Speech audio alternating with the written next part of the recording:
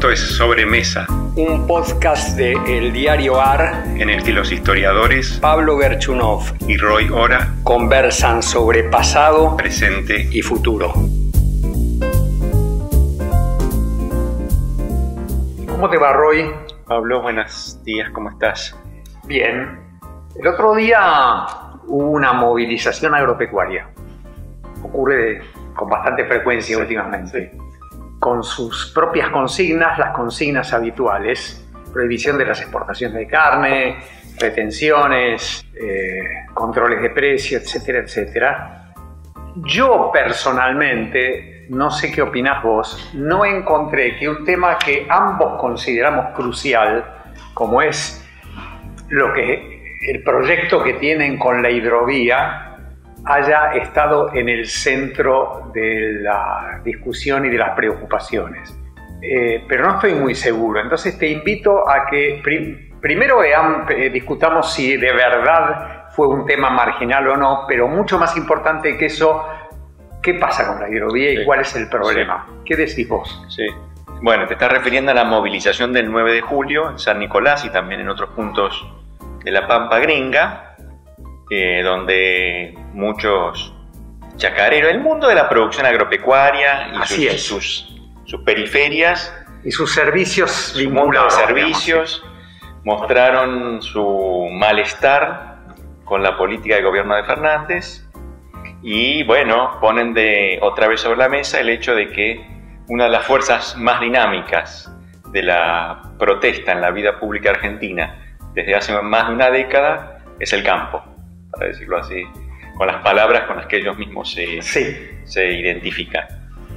Y sí, yo creo que es cierto esto que vos señalás, que temas como el cierre de las exportaciones, antes el proyecto de expropiación de Vicentín, un poco menos la comedia de enredos en torno al campo de Echeverre, esos son los temas que movilizan, ¿no es cierto? Porque son temas tangibles, tienen un impacto bien visible, son fácilmente comprensibles. Bien directo, ¿no? Bien directo, claro, sobre las cuentas, sobre el bolsillo de muchos productores. Se pueden narrar de manera muy sensible, sin mediaciones. Y acá estamos entonces viendo ese tipo de movilización, esa retórica, que por supuesto además se envuelven otras banderas, las banderas de la libertad, esas cosas. Bueno, eso creo que parte de la retórica de este tipo de manifestaciones, eso creo que lo podemos dejar de lado, no tiene mayor relevancia lo que allí se está discutiendo, o en todo caso estos temas ya los hemos tratado, no quisiera volver sobre eso. Pero sí me parece muy importante la cuestión de la hidrovía, como vos recién decías. Creo que ese es un tema grande. ¿Por qué? Es un tema grande porque esa es la arteria aorta de nuestra conexión con el mundo. Y es la arteria aorta en un momento en el que el transporte marítimo, el transporte fluvial, se ha convertido en una fuerza fundamental de la globalización. A veces cuando se habla de globalización se habla de Internet, pero creo yo que el transporte marítimo, el transporte en grandes barcos, sigue siendo para los bienes muy importante. Es equivalente. Y cuando uno mira la literatura que describe ese fenómeno, lo que encuentra es que el transporte es casi gratis.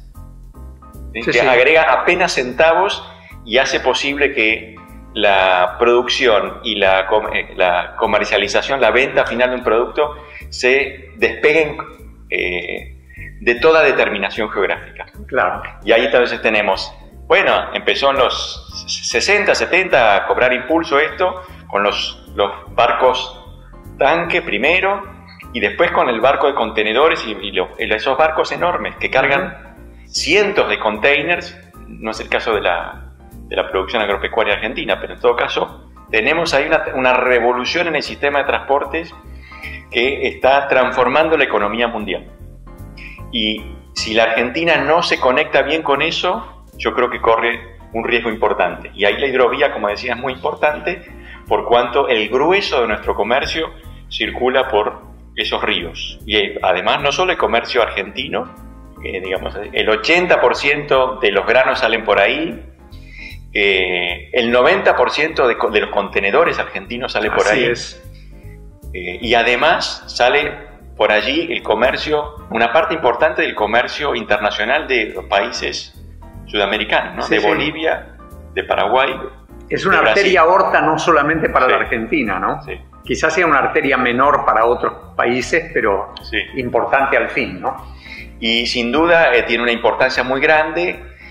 Es cierto que el Mercosur es una de las regiones más cerradas al comercio internacional, pero si el Mercosur o los países del Mercosur, esto es una discusión en curso, se integran más a la economía internacional, esta hidrovía va a crecer en importancia. Entonces yo creo que tenemos que tratar de hacer que funcione de la mejor manera posible para ayudar al desarrollo económico. Déjame decirte algo sobre eso. Estaba funcionando bien. Vamos a separar dos cosas. Primero, la transparencia de las licitaciones. Sí. Yo ahí no puedo opinar, estoy seguro que hubo cosas oscuras, tanto en el origen como en las renovaciones, pero... Sí, eso no puede sorprender a nadie, en la Argentina no puede sorprender a nadie. Es práctica habitual en la Argentina, y no solamente no solo de un gobierno, digamos. Pero el dragado y balizamiento progresó notablemente y bajó mucho los costos para los buques que salían por el río, ¿no? Y para los buques que entraban por el río también, por ejemplo con fertilizantes. Entonces a mí la preocupación es, a partir de la decisión del gobierno de cambiar el mecanismo y trasladar la responsabilidad a la Administración General de Puertos, si no vamos a perder competitividad, la competitividad ganada y la competitividad futura que podríamos tener con el mecanismo que estaba funcionando hasta ahora, ¿no? Sí, yo creo que ese es el gran riesgo, que efectivamente cuando uno mira cómo funciona el capitalismo argentino, es muy fácil levantar el dedo y acusar a una administración por la manera en que maneja una licitación, pero si uno aleja el lente, bueno, observa que este es un fenómeno que no comprende específicamente a un gobierno, sino que pocos son las generales de la ley. Y es cierto también que desde la década del 90 esa hidrovía se convirtió en un canal fundamental para el comercio internacional. Así es. No lo era, o era mucho. Esto también tiene que ver con transformaciones de la economía argentina, ¿no?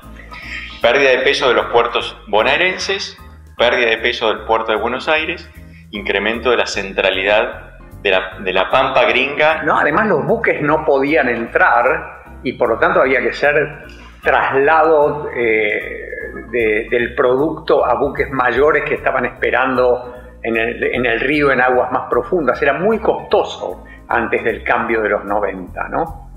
Hemos ganado mucha rentabilidad y eficiencia con esos cambios y hay un interrogante ahí, es qué va a pasar de aquí en adelante, ¿no? Sí, yo creo que entonces pensando en esta línea, este es un tema al que hay que prestarle mucha atención, no tanto en defensa de los intereses de los chacareros de la pampa gringa, que tienen sus buenas razones para quejarse, su interés legítimo en hacer sus protestas. Por supuesto tienen que entrar en el juego democrático y tener en cuenta también que hay otros puntos de vista, otros intereses que tienen que ser contemplados, pero sí me parece que es muy importante en términos de la competitividad global de la economía argentina. Hay un tema que excede mucho los intereses específicos de este grupo, ¿no? Sí, sí. Pero de todas maneras me gustaría quedarme un poco en los chacareros, en la pampa gringa. ¿Cuál es el mecanismo por el cual podría ser afectada la producción agrícola a través de un cambio en el mecanismo de mantenimiento y ganancia de eficiencia de la hidrovía? Bueno, yo creo que el mecanismo, uno de los mecanismos que uno podría pensar es estatización, incremento del costo del peaje, para decirlo rápido. Sí, el costo de transporte, ¿no? En términos más generales, sí, ¿no? Costo de transporte. Y esto, digamos, si por un lado esto tiene dos costados: incremento de los ingresos fiscales, por otro lado, mayores costos para la producción argentina, pérdida de competitividad, pérdida de potencial exportador. Ese es el principal problema. Yo agregaría que si los costos de transporte aumentan, eso opera como una retención oculta para la producción agropecuaria, ¿no? Y ese es un canal que no es tan visible de pronto hoy, pero que se puede volver visible con el tiempo, ¿no?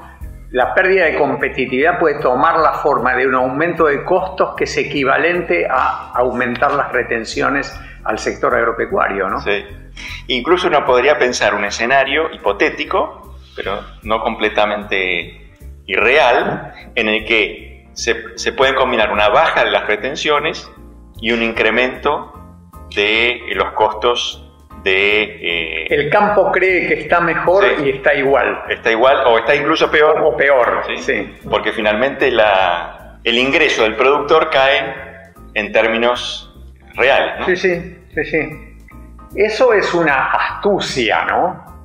Bueno, es una astucia propia de un gobierno que cree que en la renta de la tierra, con alguna legitimidad, hay recursos públicos para extraer, ¿no? Yo creo que eso existe.